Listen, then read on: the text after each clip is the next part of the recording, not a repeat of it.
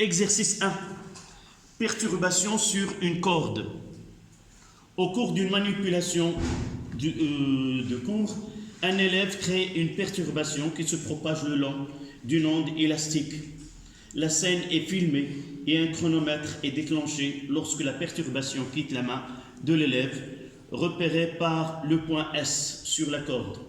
À l'aide d'un logiciel qui permet d'analyser la vidéo obtenue, on isole une image reproduite ci-dessus à l'instant T1 est égal ci-dessous à l'instant est égal à 3 secondes. Cet exercice peut être résolu sans calculatrice. Ça, c'est un exercice de programme français. Eux, ils ont un problème avec le calcul et le calcul mental. Et dans certains baccalauréats, l'utilisation de la calculatrice est interdite. C'est pour cela qu'elle essaie que les élèves essaient d'avoir une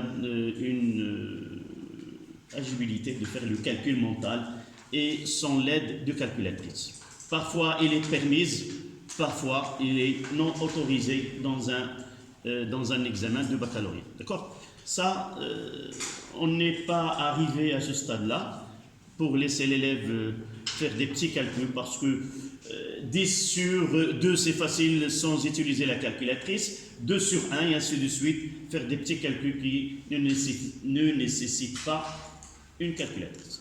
Ça, c'est la remarque qui a été faite. Donc, la première question, l'onde est-elle transversale ou longitudinale? L'onde transporte-t-elle de la matière? Deuxième question, représentée par un point A sur la corde, le front d'onde. Troisième question, déterminer la célérité de l'onde le long de la corde. Quel va être le mouvement de D? Quelle est la durée de ce mouvement? Voilà, c'est... Comme je viens de dire, si vous avez les moyens d'avoir cet exercice sur votre portable ou si vous avez à la maison un PC, ce n'est pas la peine de l'écrire. On doit s'habituer à travailler à distance. On doit s'habituer à utiliser autres moyens didactiques que le cahier et le tableau. C'est avoir des fichiers numériques dont on doit, sur le portable, créer un fichier physique où on mettra soit des cours en PDF, soit des images, ainsi de suite. Ainsi, on aura en parallèle ce qui se passe en présentiel se fera aussi chez vous. D'accord? Si vous n'avez pas, ou si vous n'aimez pas, mais vous serez par la suite obligé, vous écrivez sur le cahier. À moins, question par question. Donc, on va essayer de répondre à la question. Généralement, tous les exercices commencent par des questions de cours. Dans les ondes mécaniques, on a un problème avec la définition. Donc, je dois savoir la définition d'une onde mécanique, les types des ondes et aussi la problématique de ce transport matière ou énergie, afin, avec le temps, une fois qu'on arrive aux ondes lumineuses, à ce stade-là, on doit avoir une certitude que les ondes, ce sont de l'énergie. D'accord ? C'est pour cela, dans les exercices des ondes mécaniques, chaque fois, on pose cette question. C'est quoi l'onde et quel est le transport ou quelle est la grandeur physique évacuée ou transférée au cours de ce phénomène-là. D'accord? Donc, en commençant, vous notez exercice 1. Première question. Vous allez noter la question avec une couleur. Et on va répondre d'une façon, en attendant que vous aurez ce travail-là à voir. J'aimerais bien que vous imprimez l'exercice et que vous le collez sur le cahier. Ça, c'est le cas idéal. Si vous n'avez pas ce moyen-là, on fera de cette façon-là. On va écrire la question, puis on répond écrire la question et répondre. Mais ceci nous prendra beaucoup de temps. D'accord? Donc il vaut mieux du côté exercice. Mademoiselle, c'est ton travail, il est bien fait, sauf une chose. J'aime bien ceux qui préparent à l'avance, mais pas dans des feuilles. Avec le temps, vous aurez plusieurs feuilles sur le cahier et peuvent s'échapper. Donc il vaut mieux pour être... C'est juste un résumé. Oui, c'est ça. Tout votre travail, tu fais un bloc-notes.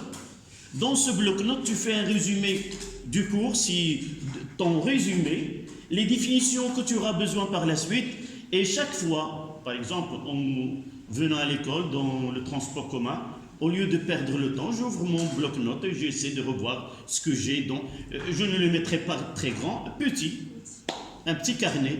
Et chaque fois que je me sens seul, je prends ce bloc-notes et j'essaie de voir en physique, en mathématiques ou dans les matières. C'est mieux d'être bien organisé comme ça. D'accord? C'est un bon travail, mais il doit être gardé et le retrouver chaque fois que tu en auras besoin. D'accord? Première question. Je ne sais pas comment vous pensez à travailler la physique. Je l'ai dit plusieurs fois. La matière la matière qui nécessite plus de travail et d'intention, pour vous, c'est la physique. Et pour ne pas avoir un problème avec cette matière, je dois avoir un travail qui est assidu, c'est-à-dire chaque cours, avant que je passe au suivant, je dois maîtriser les définitions, tout le travail. C'est pas en attendant le contrôle continu qu'on va commencer à travailler. Maintenant, normalement, vous devez connaître la définition du nombre, les types et ainsi de suite, les relations, pour faciliter la tâche par la suite. D'accord? Donc, qui peut répondre à la question la prochaine fois? Je vais essayer de choisir un sans qu'il y ait... Mademoiselle. L'onde est longitudinale, car la direction de la propagation est parallèle à la direction de perturbation. Exactement.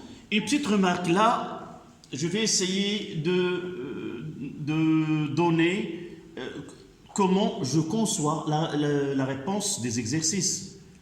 Chaque question, la façon dont je veux que vous répondiez par la suite. Je n'accepte jamais une réponse l'onde et les longitudinales, tout simplement. En physique, toute réponse doit être justifiée, soit par une petite démonstration mathématique, sinon par une phrase. Donc ici, votre camarade a bien répondu. L'onde est transversale parce que la direction de... oui, tu reprends... L'onde est longitudinale car la direction de la propagation est parallèle à la direction. Non. Voilà, donc... transversal, ça veut dire... transversal, ça veut dire quoi? C'est perpendiculaire au déplacement. Oui, j'ai pris que la première partie, mais la discussion entre vous, ça m'appelle de revenir à la définition. Donc tu feras ce que j'ai dit tout à l'heure, dans un petit carnet, tu noteras l'onde mécanique, sa définition, c'est quoi longitudinal, c'est quoi transversal, et ainsi de suite, d'accord? Donc, vous notez la réponse. L'onde est transversale.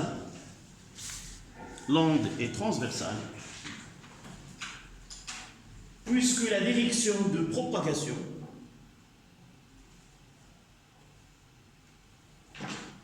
est perpendiculaire à la direction de perturbation.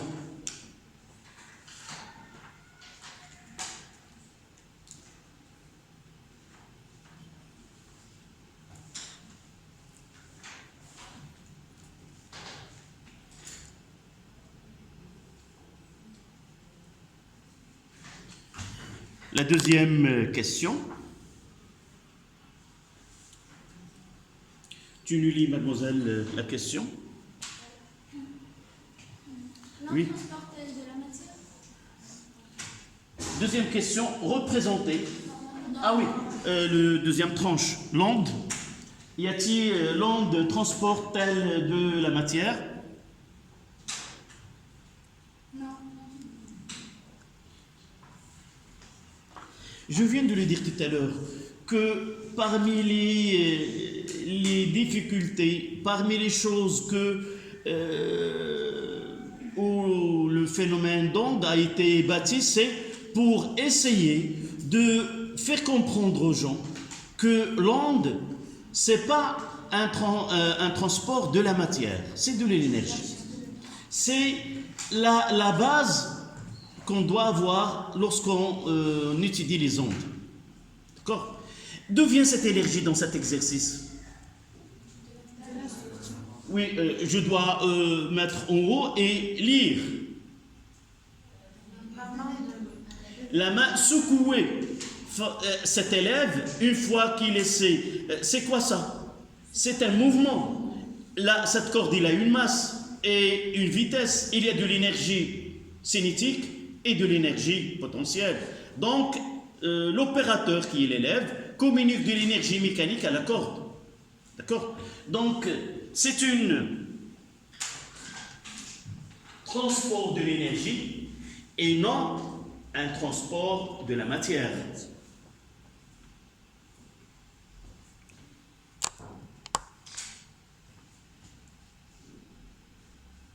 Ça uniquement, cet exercice, on va essayer de nous rappeler du cours.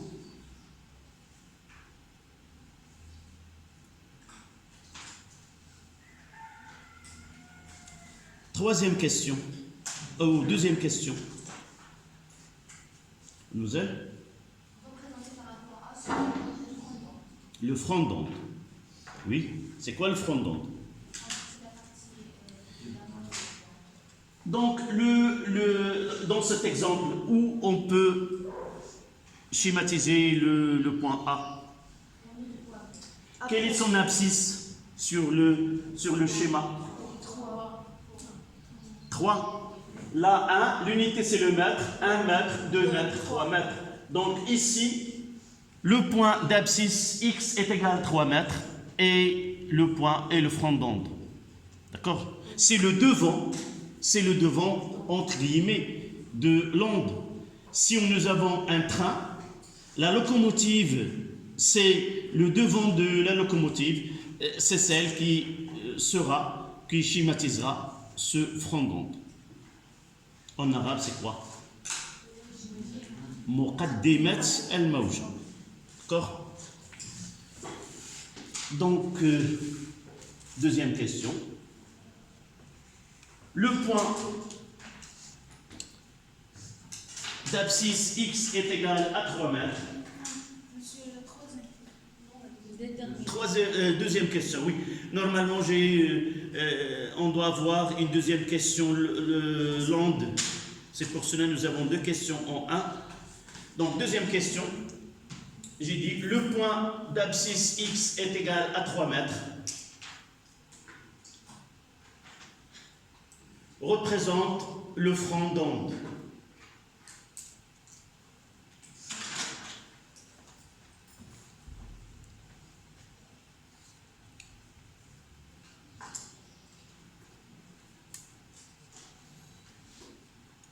Troisième question, déterminer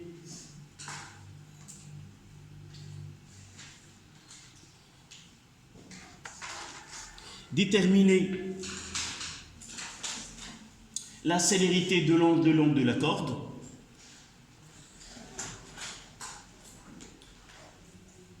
Essayez de chercher et donnez-moi la réponse.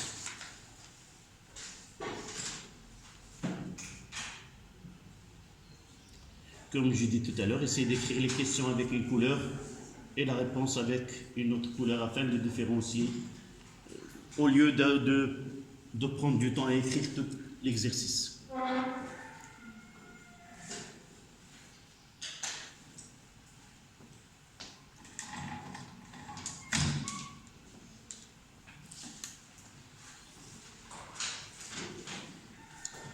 Rappelez-vous, dans le cours, nous avons utilisé deux façons de répondre à la détermination de la vitesse ou de propagation ou de la célérité.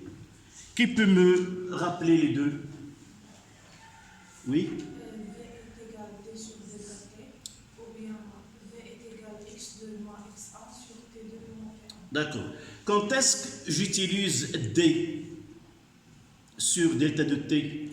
Le schéma que nous avons fait sur le cahier, nous avons utilisé combien d'aspects de milieu de propagation? 2. Et lorsque nous avons 2, c'est facile de mettre x2 moins x1 sur t2 moins t1, mais parfois, et c'est le cas, nous n'avons qu'un seul aspect à un instant donné. Quel est l'instant qui correspond à cet aspect-là? C'est T1 qui est égal à 3 secondes. Donc, qu'est-ce qu'on doit avoir dans le texte? La distance. Lorsqu'il nous donne un seul aspect avec un instant donné, nous devons... T0, c'est quoi? Il doit être dans le texte. Comment on trouvera ce T0 qui est égal à 0? On choisira quoi? Normalement, on doit... Non, cet instant t est égal à 0 correspond à quoi? J'ai dit, lorsque nous avons 2, c'est facile. Je lirai le xf1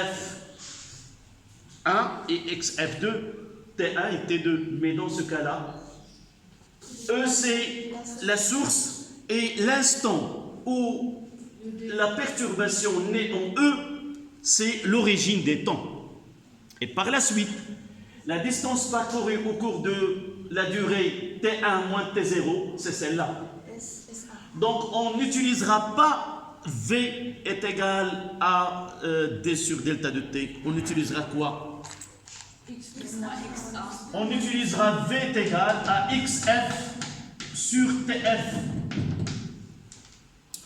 Ou n'importe quel point. Et là, F, c'est le front d'onde. Dans cet exercice, je ne vais pas noter F, je vais noter quoi? A. Qui lira cette expression mathématique?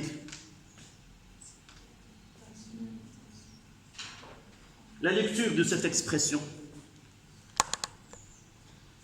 La vitesse de propagation ou la célérité est égale à quoi? Le rapport de l'abscisse de front d'onde sur l'instant où l'onde atteint le point A. D'accord? Donc on utilise un abscisse et un instant. Puisque dans les données, nous avons l'instant T. Donc V est égal à X1, on va le noter X1 sur T1, qui est égal application numérique. V est égal à 3 sur 3, qui est égal à 1 mètre seconde moins 1. D'accord? Donc on n'a pas utilisé D sur delta de T parce que nous n'avons pas deux aspects différents à des instants différents, mais nous avons un seul aspect, un instant bien défini, mais dans le texte, il y a l'origine des temps. Et lorsque l'origine des temps est donnée, on utilise les abscisses plutôt que les distances. La remarque qu'une calculatrice n'est pas nécessaire parce que nous avons ici 3 sur 3. Donc ce n'est pas perdre de temps à utiliser la calculatrice.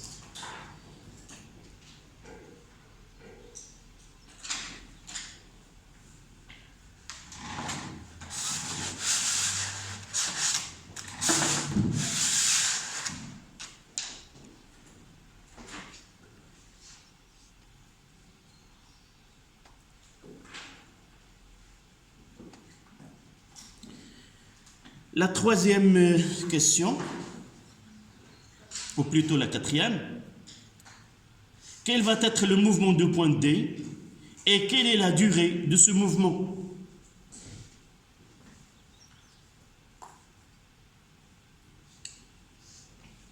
Je repose la question. Quel va être le mouvement du point D? C'est-à-dire, nous avons ici une image, mais en réalité, l'onde se propage de E vers l'autre extrémité. Donc, après cet instant-là, juste T1 plus quelques fractions de seconde, cette onde, elle va atteindre D. Quel serait le mouvement de D au cours du temps? Rappelez-vous, nous avons dit qu'il y a deux façons de suivre ce phénomène. Soit de le suivre dans l'espace, ce qui nous donne l'aspect du milieu de propagation. Et dans ce cas-là, le temps il est fixe, on choisit un instant donné et on aura une image de ce qui se passe dans le milieu de propagation. C'est le cas qui est devant nous. Et l'autre façon de suivre le phénomène, c'est de se concentrer, entre guillemets, sur un élément de cet espace ou un point du milieu de propagation et voir ce qui se passe dans le temps. D'accord? C'est le fameux exemple que j'ai donné d'un match de football, soit suivre tous les terrains, soit suivre un jour donné de ce terrain-là. Donc, votre réponse là. Je vous ai donné une phrase. J'ai dit que cette phrase, elle est très utile pour répondre à certaines questions comme celle-ci. Oui.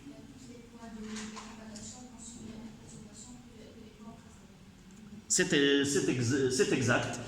Tout point du milieu, elle va reprendre le mouvement d'un point. On peut utiliser le mouvement comme on peut utiliser l'élongation. Donc, tout point du milieu, elle va reproduire le mouvement d'un point précédent, mais avec un retard tôt. Donc, le point D, elle va reproduire le mouvement de ce point B, le point C, et ainsi de suite. Avec cette phrase, je peux donner ce qui se passe, ce que se passera en D. Dites-moi quel mouvement aura D une fois que l'onde atteindra ce point-là. Comment il va remonter? Mais dans ce cas-là, il est comment? Il est fixe, il est en repos. Elle attend que l'onde l'atteint. J'ai dit chaque point du milieu, il va avoir l'élongation d'un point qui le précède, mais avec un retard tôt. Quelle est l'élongation de B?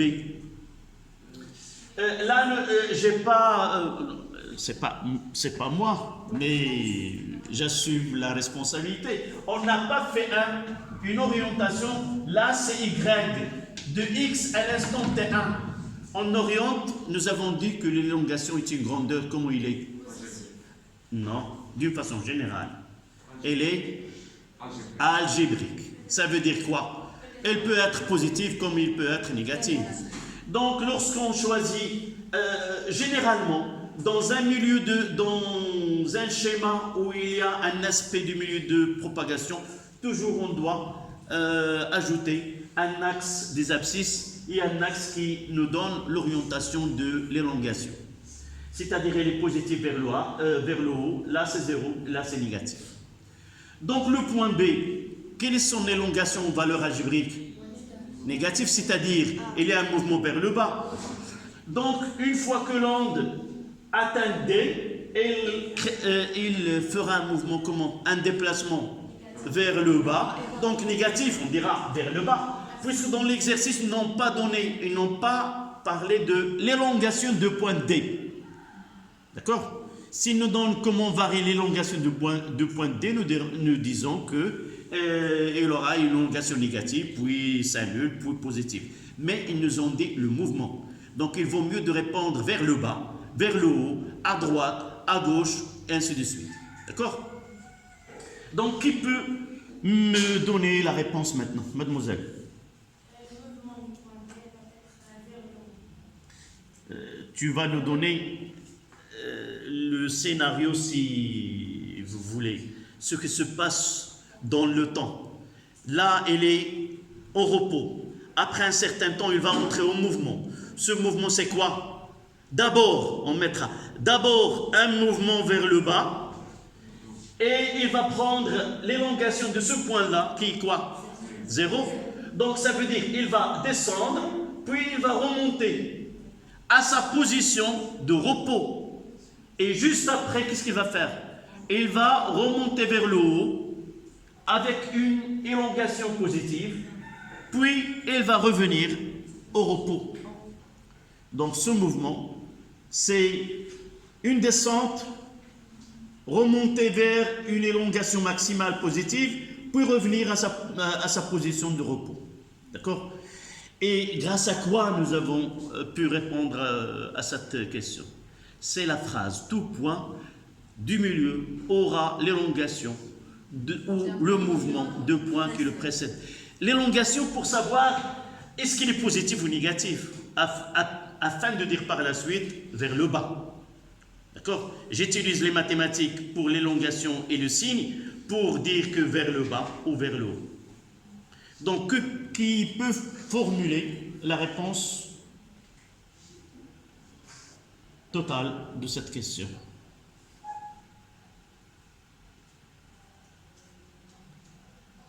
Oui? Une fois le point D va être affecté par la perturbation, il va tout d'abord descendre vers le bas, puis il va Remonter,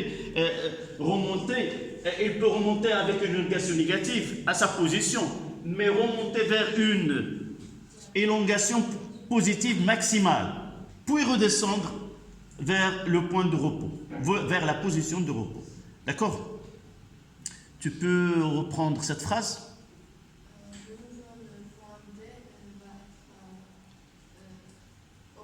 Commencera par une descente vers le bas, puis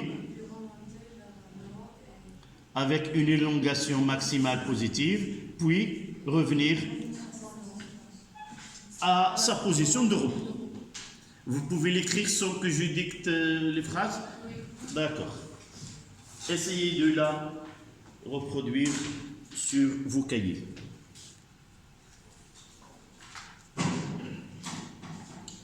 Et ça n'empêche pas de dire que une fois l'onde atteint le point D, la formulation, une fois l'onde atteint le point D, celle-ci prend un mouvement vers le bas,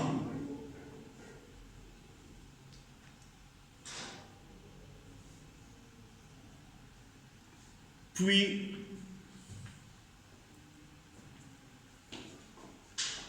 une montée vers puis une montée avec élongation maximale positive,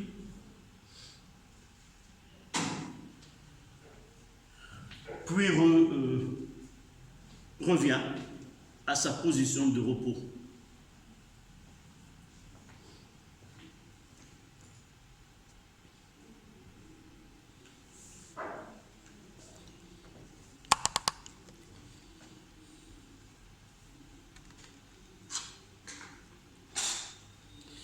Donc, la question 5. La question 5. Quelle est représentée? Ah oui, quelle est la durée du mouvement? Quelle est la durée du mouvement? Là, nous avons, pour répondre à la durée du mouvement d'un point, nous avons donné une phrase explicative.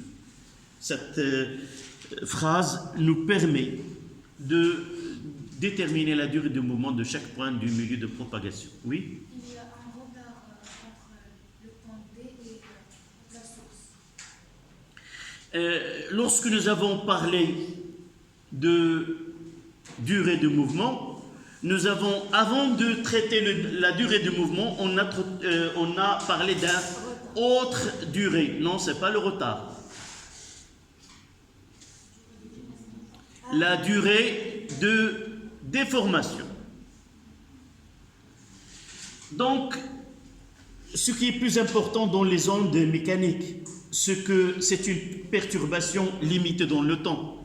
Ça veut dire qu'il y a une perturbation qui durera une durée donnée, delta de t. Et cette durée delta de t lui correspond quoi? Une longueur de déformation. Ce que vous voyez devant vous là, c'est une déformation. Et lorsque nous avons l'axe des x, ça veut dire que de là à là, c'est la longueur de déformation. Nous n'avons pas une relation qui nous donne d'une façon directe la durée de mouvement d'un point, mais nous connaissons la durée de perturbation. Ça veut dire quoi? Cette durée-là de perturbation, c'est la durée que chaque point doit, au cours de laquelle il va subir ce mouvement. Donc, une fois que chaque point il va subir, dans l'espace, il va affecter un nombre donné de points. Donc, la phrase que vous devez avoir toujours lorsqu'on pose cette question, pour calculer la durée de mouvement d'un point du milieu de propagation, il suffit de déterminer quoi? La durée de déformation. D'accord? S'il nous donne la durée de déformation d'un point donné, nous pouvons connaître la durée de la déformation. Donc il y a une similitude entre les deux grandeurs. Donc qui peut, mademoiselle,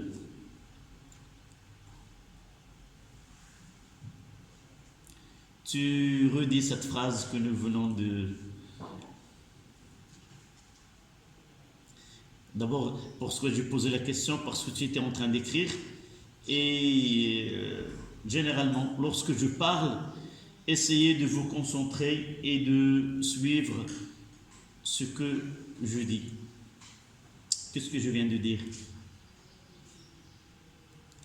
Cette phrase, elle t'a échappé. Oui ou non? Oui. Nous venons de parler de la durée de mouvement d'un point. Là, il y a une difficulté dans la conception de ce phénomène. Nous n'avons pas une relation qui est directe. Donc, s'il me dit déterminer la durée de mouvement d'un point, j'applique telle relation. Mais ça demande une réflexion et aussi une compréhension du phénomène. Donc, ce que nous avons dit au cours, que c'est une technique. Il n'y a pas grand-chose. Donc, c'est une technique que je dois acquérir. S'il me demande la durée de mouvement, je dis une phrase que je dois apprendre. Pour déterminer la durée de mouvement d'un point, il suffit de connaître la durée de la déformation.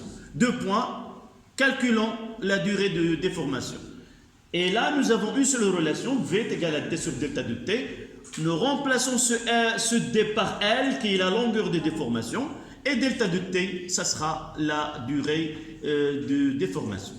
D'accord? Donc, écrivez cette phrase. Et par la suite, je prendrai un de vous qui va me relire ce qu'il a écrit sur le cahier. Pour déterminer la durée de mouvement, et vous continuez.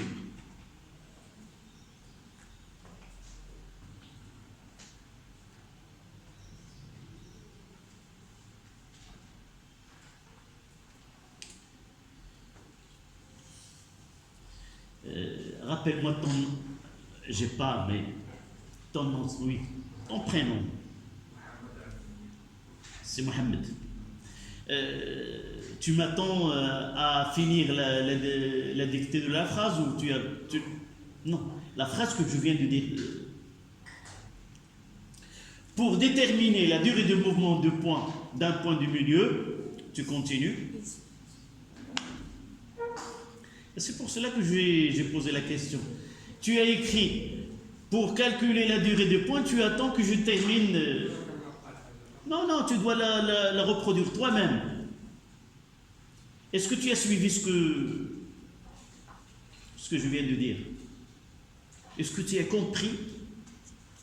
Lorsqu'on pose la question, déterminer la durée de mouvement de point du milieu, comment je dois procéder? Est-ce que tu as compris?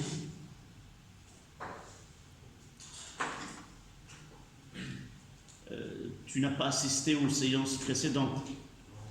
Aucune. Tu as assisté.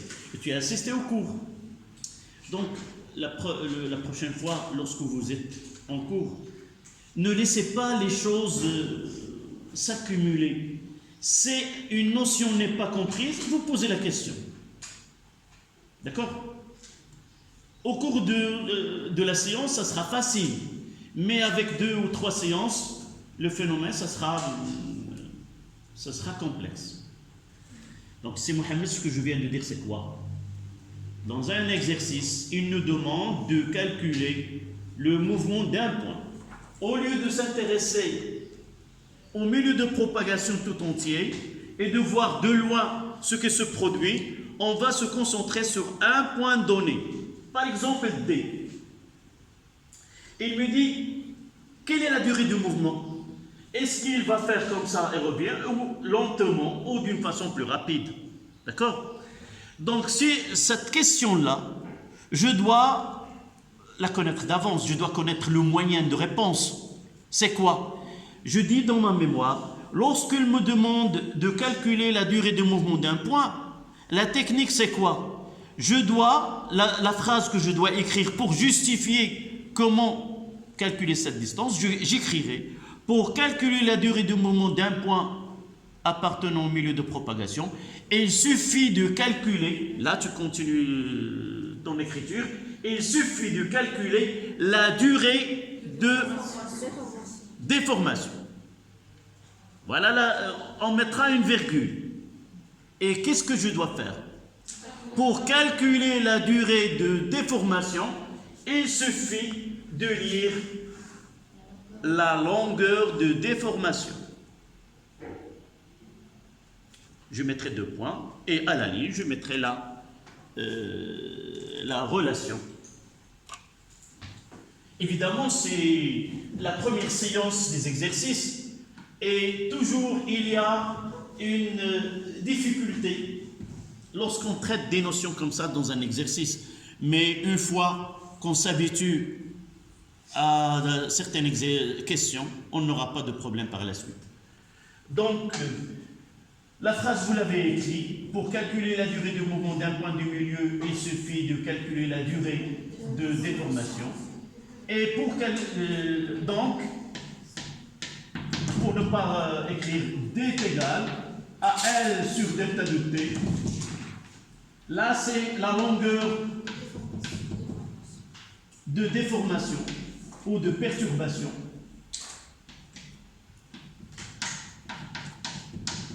Et là, je mettrai directement quoi? La durée du mouvement d'un point, sans passer, parce que j'ai déjà écrit une phrase. La delta de T, c'est la durée du mouvement d'un point du milieu. On ne vous demande pas de justifier pourquoi la durée de mouvement, la durée de déformation et la durée de mouvement d'un point. Mais ça se voit en elle-même, uniquement pour ce qui se passe. Donc, si... donc, il va se fermer. Ce qui se passe en un point. Voilà.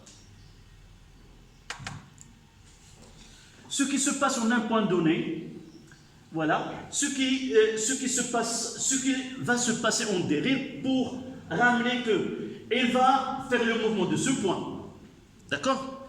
Il va le faire le mouvement de celle-ci, de celle-là, de celle-là, de celle-là, de celle, ainsi de suite. Donc il est obligé de reproduire tous les mouvements, c'est-à-dire le mouvement déroulera en dès combien de fois? Le temps de l'onde parcourt toute cette partie-là. Donc c'est logique que la durée de mouvement, ça sera la durée de mouvement de tous les points. Parce que la phrase que nous avons dit, un point du milieu de propagation, il reproduira le mouvement des points qui le précèdent, mais avec un retard. C'est pour cela que nous avons lié la durée de mouvement à la durée de déformation. D'accord? Mais pour répondre, il suffit d'écrire cette phrase et arriver à ce calcul-là. Donc combien nous... Donc delta de t, ça sera L sur V. Sur le... C'est combien? 1 mètre. 1 sur 1, ça donne 1 seconde.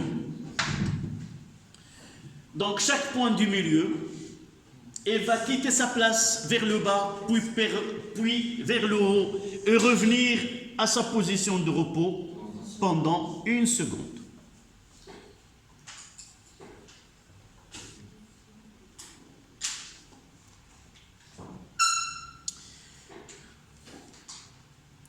Donc voilà la 4e question. La 5e question, représenter l'aspect de la corde à la date T2 est égal à 4 secondes. Indiquer la position des points A, B et C. Déjà A, il a été demandé dans une question précédente, ça sera le front d'onde. B, c'est le point où l'élongation est minimale. C est le point d'élongation maximale. Là aussi, la réponse à cette question nécessite une technique que je dois avoir à l'avance. Donc là, on essaie d'acquérir des méthodes de réponse et ne pas perdre de temps. Donc une fois qu'il me demande la durée d'un point, la durée de mouvement d'un point, j'ai déjà la technique que je dois suivre. Et aussi, lorsqu'il me demande de représenter l'aspect de milieu de propagation à un instant donné par rapport à un instant déjà dans l'exercice, il y a une technique que je dois faire. Donc nous avons une représentation à un instant T1 et une demande à un instant T2. La technique, c'est quoi? Pour représenter ou pour faire l'aspect du milieu de propagation à un instant donné, il suffit de faire une translation spatiale dans l'espace d'une distance d qui est égale à quoi? À v fois delta de t. Voici le type de réponse. Lorsqu'on a l'aspect à un instant t1 et il nous demande l'aspect du milieu de propagation à un instant ultérieur, par un instant T2 qui est supérieur à T1. On fera une translation dans ce sens-là, dans le sens de l'orientation de l'axe. Mais si nous avons un instant T1, il nous donne un instant T2 qui est avant, on fera quoi? Une translation vers l'arrière. Et si par hasard, cette translation, une partie dépasse la source, qu'est-ce qu'on va faire avec la partie que c'est...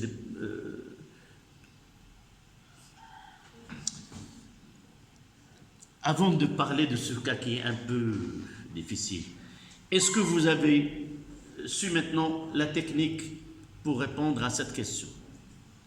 Donc, une fois que j'ai les représentations, représenter l'aspect de la corde, un instant T2 est égal à 4 secondes, et je vois dans l'exercice précédemment, il y a l'aspect à un instant T1, j'écris la phrase, il suffit de faire une translation d'une distance D avec D égale et V fois delta de T. Là, généralement, il nous donne un instant T2 qui est supérieur à l'instant T1, c'est-à-dire dans le temps, ce qui se produit dans le temps. Mais ce n'est pas ce qui s'est produit avant. Mais pour généraliser, On peut avoir soit translation vers l'avant, si nous avons un instant T2 qui est supérieur à l'instant de référence sur lequel nous travaillons. Mais si il nous demande un instant là, c'était combien?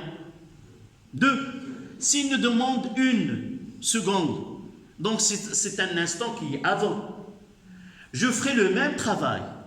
Il suffit de faire une translation vers l'arrière. Une fois que je fais cette translation vers l'arrière, par exemple, je vais essayer de faire, si par hasard, je fais cette translation et je vais trouver comme ça. Là, c'est E. Je dois effacer cette partie-là. Parce qu'il n'est pas encore, cette partie n'est pas encore née. Je mettrai en pointillé, d'accord, mais l'onde, elle est en train de se naître et de se reproduire en E, d'accord? Peut-être comme ça. Et là, je dois effacer cette partie. À l'instant t est égal 0, toute la partie qui est derrière doit être effacée. L'onde n'est pas encore complétée. D'accord? Donc, tu nous donnes la réponse à la question 5. Non, tu me dis ce qu'on va faire. Non, toujours, je dois avoir une justification. C'est une physique. Et si la physique est uniquement des mathématiques, il perd son... Pour représenter l'aspect de la corde à la date T et de décalage par seconde, il suffit de faire une translation vers l'avant. Une translation, oui, de distance D. Et on déterminera cette... pour la récréation se fait en classe. Soit que on s'arrêtera 5 minutes, soit qu'on continue. Qu'est-ce que vous en dites? On ne fera pas comme les petits, on va faire de la gymnastique ou des mouvements. Non? On continue ou on s'arrête 5 minutes? On continue. Donc on continue. Vous êtes d'accord. Donc la phrase écrit 5, question 5. Pour représenter l'aspect de la corde à l'instant T2, pour représenter l'aspect de la corde à l'instant T2, il suffit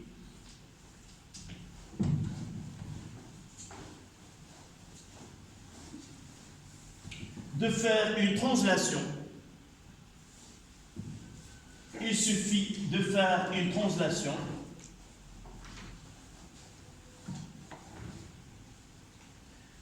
de la perturbation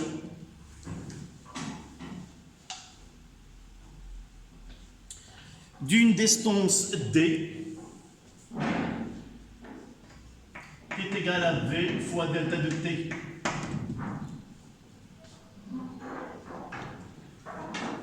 avec D est égal, V c'est 1 mètre et là ça sera 4 secondes moins 3. Ça donne 1 mètre.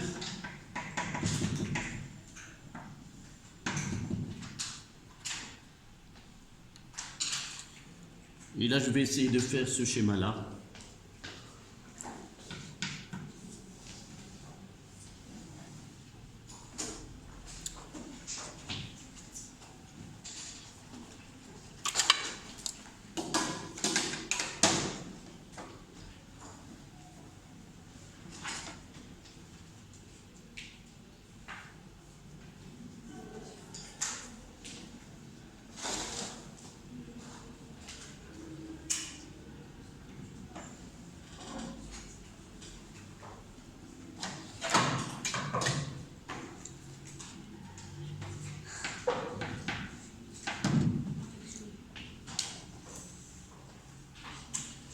Donc, là, 1, 2, donc je mettrai, là c'est 1 mètre,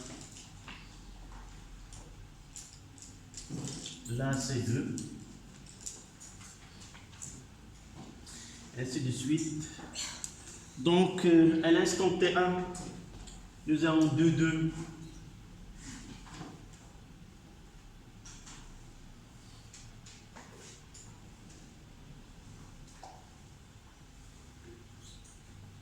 Je mettrai en bleu, donnez-moi le nom de cet aspect. C'est quoi? Que je vais écrire ici en bleu? Y.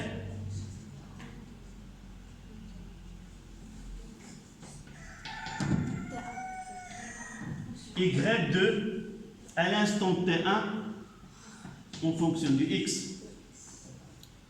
Représentation de d'élongation du milieu de propagation à l'instant T1. Donc T2, qu'est-ce que je vais faire? D'abord, je dois, là c'est A, là c'est B, et là c'est C.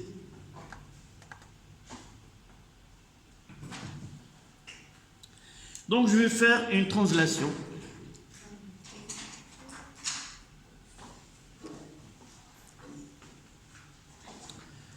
Donc celle-là, elle va faire XA plus 1 mètre, ça sera là.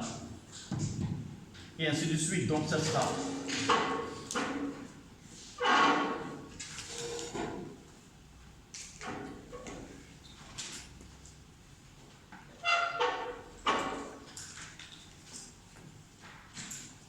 Là, c'est T2 égal à 4 secondes. Et je vais mettre là, Y, c'est quoi? T2, fonction de X. Et cette translation dont nous avons parlé, c'est de là à là, c'est D. De là à là, c'est D. Et ainsi de suite, qui est égal à 1 mètre. Et je vais noter chaque point. Là, ça sera A. Là, ça sera B. Et là, ça sera C. D'accord? De A en bleu à A en orange, c'est 1 mètre. De C en bleu en C en orange, c'est 1 mètre. De B en bleu à OB en orange, c'est aussi 1 mètre. C'est une translation spatiale de déformation.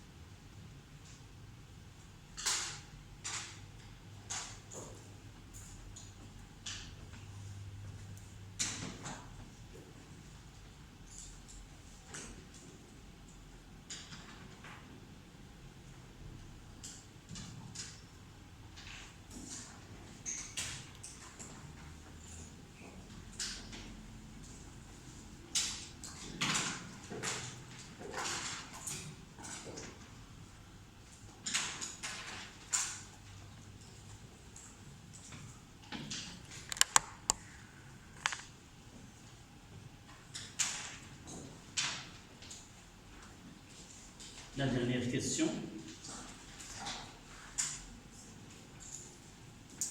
Avec quel retard taux par rapport au point A, qui est le front d'onde évidemment, le point F commence-t-il à bouger?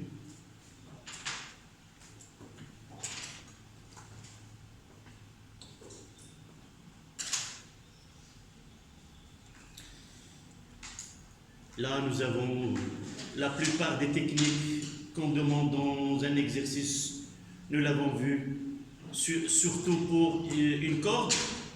Quelle est la phrase qu'on va avec laquelle commencera la réponse.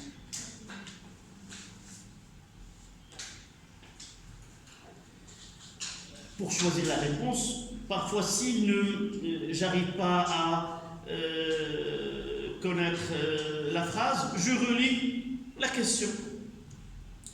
À quel retard? Voilà, la réponse, elle est là.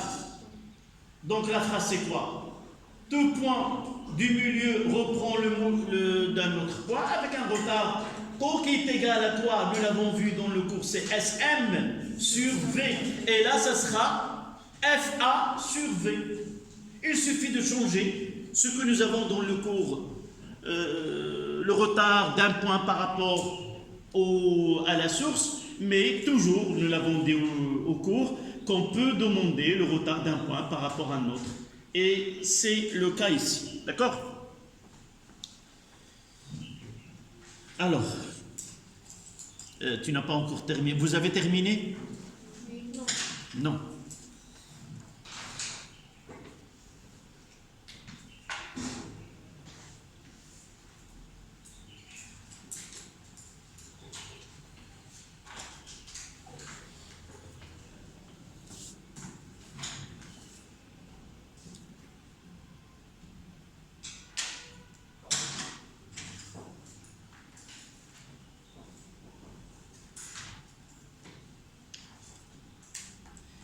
Donc la dernière question, pour passer à l'exercice du séisme.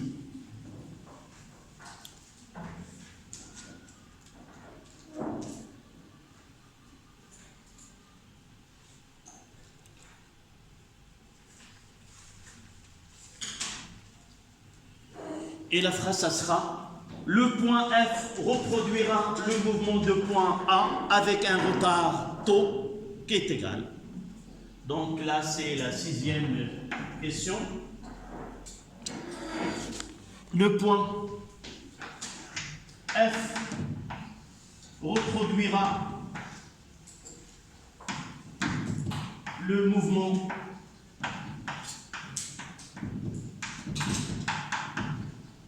de A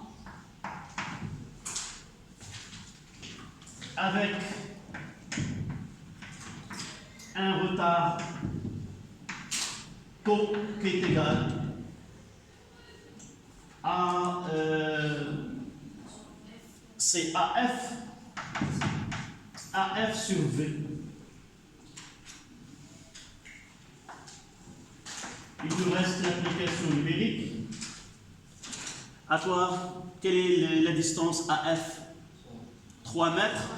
Donc là, c'est 1, 2, 3. Ou tout simplement, XF, ça sera 6 moins 3. L'abscisse de le franc. Donc, taux, c'est 3 sur 1 qui est égal à 3 sur 9.